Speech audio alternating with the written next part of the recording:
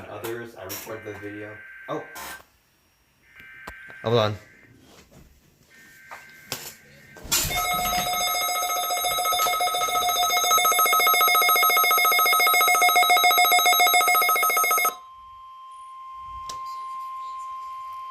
This is a test of the emergency alert system and NOAA Weather Radio's warning alarm.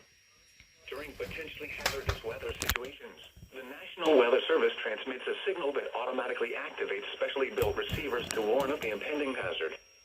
Tests of the receivers are normally conducted by the National Weather Service every Wednesday near 12 noon. When there is a threat of or existing severe weather in the area on Wednesday, the test is postponed until the next day without a severe weather threat. The following tones will conclude this test.